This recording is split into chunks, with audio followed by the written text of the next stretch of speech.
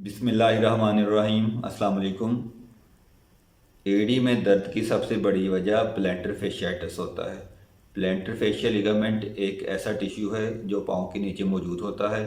یہ back side کے اوپر جو ایڑی کی ہڈی ہوتی ہے جسے ہم کیلکینس کہتے ہیں اس کے ساتھ اٹیچ ہوتا ہے، اور اگلی سائڈ پہ یہ میٹاٹارسل کا بون کے ساتھ اٹیچ ہوتا ہے۔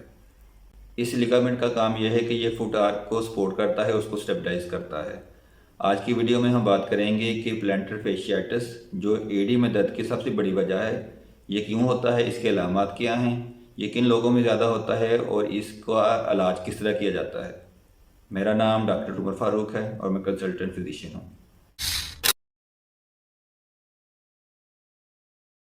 یہ درد عام طور پر ہیل میں یعنی پاؤں کے نیچے ہیل میں ہوتا ہے، اور پاؤں کے درمیانی حصے میں بھی ہوتا ہے۔ مردوں میں اور عورتوں میں دونوں میں یکساں طور پر اس کی پریویلنس ہے۔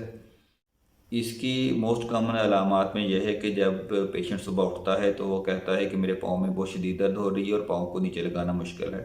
پھر جیسے جیسے وقت گزرتا ہے یہ درد کم ہوتی جاتی ہے، اور شام کے ٹائم میں یہ درد دوبارہ بڑھ جاتی ہے۔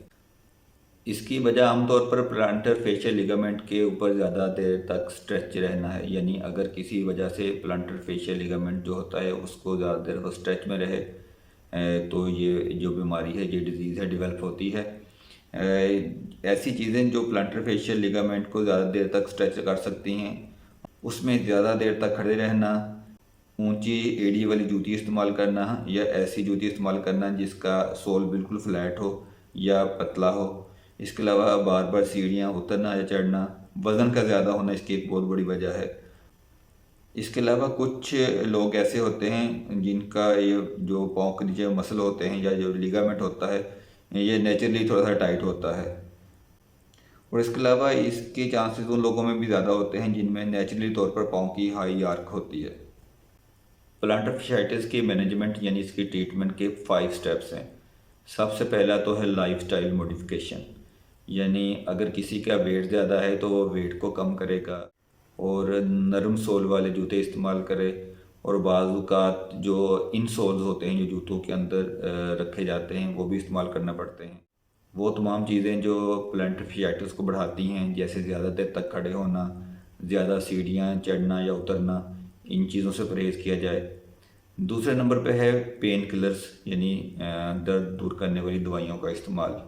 اگر لائف سٹائل موڈیفیکیشن کے ساتھ پین ٹھیک نہیں ہوتی تو پھر پین کلر دی جاتی ہیں، اور موسٹلی جو پیشنٹ ہوتے ہیں انہی 2 چیزوں سے، یعنی لائف سٹائل موڈیفیکیشن کے بعد اور پین کلرز تھوڑے دنوں کھانے کے بعد بہتر ہو جاتے ہیں۔ اس کے علاوہ تیسرا سٹیپ جو اس کی مینجمنٹ میں ہے کہ اگر پہلے 2 سٹیپ سے پین کم نہیں ہوتی تو اس میں ہم جو فزیو تھراپی کی آپشن یوز کرتے ہیں۔ اس کے بعد چوتھا سٹیپس آتا ہے، اگر تینوں جیسے پہلے سٹیپ فیل ہو جاتے ہیں تو اسٹیرائڈ انجیکشن لگائے جاتے ہیں ایڑی کے اندر، اس سے کافی جو ہے وہ پیشنٹ ریکور ہو جاتے ہیں، اور موسٹلی 99% پیشنٹ ان 4 سٹیپس میں ٹھیک ہو جاتے ہیں۔ بہت ہی ریئر پیشنٹ ایسے ہوتے ہیں جن میں یہ 4 سٹیپس فیل ہو جاتے ہیں تو ان کی جو پیر کی پاؤں کی سرجری کرنی پڑتی ہے۔ یہ سرجری آرتھوپیڈک سرجن کرتے ہیں، اور اس میں عام طور پر وہ لیگامنٹ کا وہ حصہ جو زیادہ تر اسٹریچ ہوتا ہے اس کو کاٹ دیا جاتا ہے۔ یہ کامیاب سرجری ہے، اور اس کے بعد ٹھیک ہونے کے چانسز آلموسٹ 100% ہیں، اور مریض کچھ ہی دنوں کے بعد اپنی نارمل لائف گزارنے کے قابل ہو جاتا ہے۔ تو آج کے لیے اتنا ہی۔ اگر آپ کی فیملی میں یا آپ کے دوستوں میں کسی کو پلانٹر فیشیائٹس کا مسئلہ ہے تو وہ فوری طور پر کسی اچھے آرتھوپیڈک سرجن سے رجوع کریں اور اس کی ہدایت پر عمل کریں۔ اپنا اور اپنے پیاروں کا بہت سا خیال رکھیں۔ اللہ تعالی ہمارا حامی و ناصر ہو۔ اللہ حافظ۔